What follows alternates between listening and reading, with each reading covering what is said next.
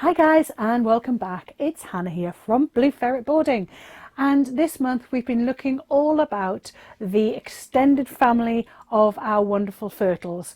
We've got the superfamily of Mustaloidea. We've then had the Mustelidae family, and within that there are subfamilies. So this lies above genus. So last week we were looking at the subfamily, which was otters, and within that there were several different genus, and we're now carrying on looking at that, at some of these other subfamilies which have different genus within them. So one of the first subfamilies we're going to look at, and we're literally just going to fly through these because I just want you to know where they sit, because again for me this is really interesting. So one of the first subfamilies is the Guloninae, I would say, maybe. And this is all to do with martins and wolverines, and I think there were fishes in there as well, which I wasn't familiar with. So I've popped up a picture of an EU pine marten for you here. But again, I didn't realise, I always assumed that pine marten were actually more closely related and were more sitting with the mink and the polecats and the stoats and weasels. However, this is showing me that they're not, they're actually, you have to go up again a few and go down a slightly different route to find pine marten. So they're not as close to us funky weasels as you might think. So next, there's the Halictidinae or the Halictidinae. We're not sure which, but again, these are the ferret badgers, and I believe does what it says on the tin. It's somewhere between a ferret and a badger. They're slightly bonkers, and I don't think you're going to mistake them for anything else. Next is the Ictonicae. Again, we're just making this up as we go along. And this is the African polecats and the grisons. Now, I had no idea what a grison was, or a grison, so I googled it a little bit further, and I've put one on the screen for you now. And I think they look quite similar to, it's also called a South American wolverine, and it's sort of, you can see from the picture that it is quite similar in a way to a honey badger, so you're starting to see how they all fit in with each other. Okay, so then you've got the Lucinae, which are the otters, which we've already looked at last week, so I'm not going to go into those, but that was the subfamily Lutrinae, which was the otters.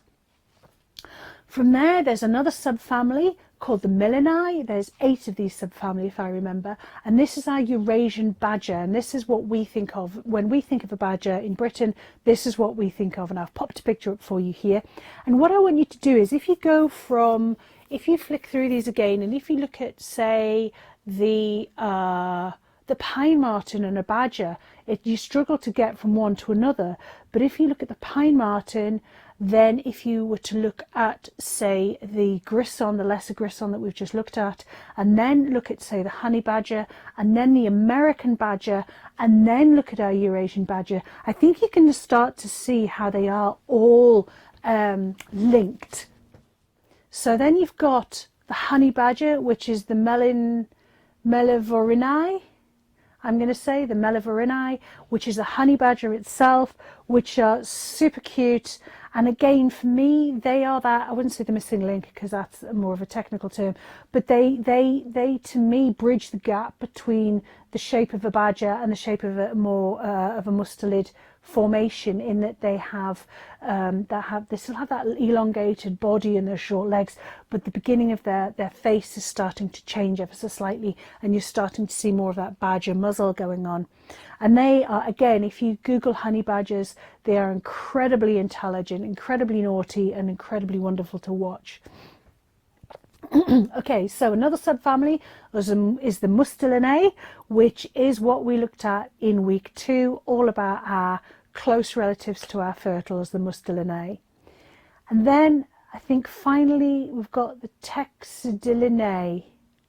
I'm going to go on Texidillinae. I'm sure I have all of these wrong.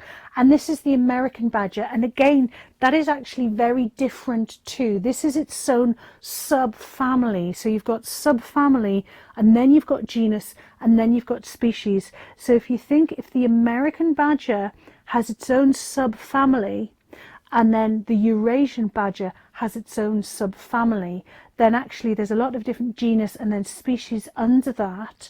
So, you know, you've got a lot of differences between the American badger and the European badger. So, you know, we're working quite high up now. Okay, so that's everything within the family, the family Mustelidae, I think it was, and it's actually everything within the superfamily Musteloidea.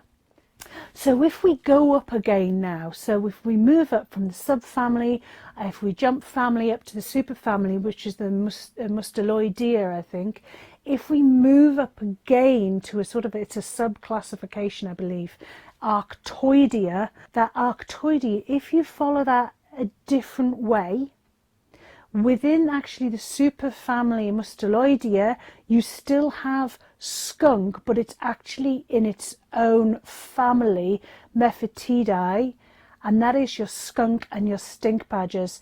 So they were classified within the family and then the subfamilies within the other mustelids, but more recently they've genetically been shown to be more different than former previously thought. So they've been given their own subfamily within the superfamily Musteloidea.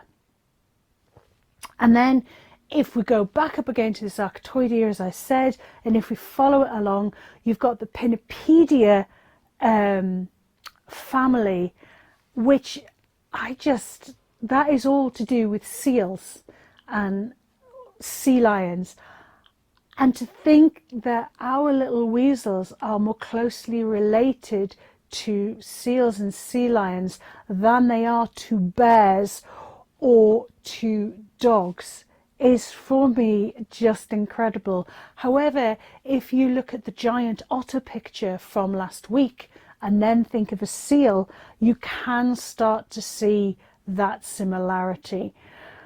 It's been a lot of Wikipedia research and a lot of facts and figures that I've kind of thrown at you, but at the same time, hopefully I've just helped you learn a little bit more, and I've certainly learned a lot more of quite how close some things are and how not so close things are. So again, how close they are to seals, how different pine marten actually are to them in a totally different subfamily. But I've learned so much about all the different species. So I hope you've enjoyed it, and I will see you again next month when we're talking about something entirely different again. Until then, bye.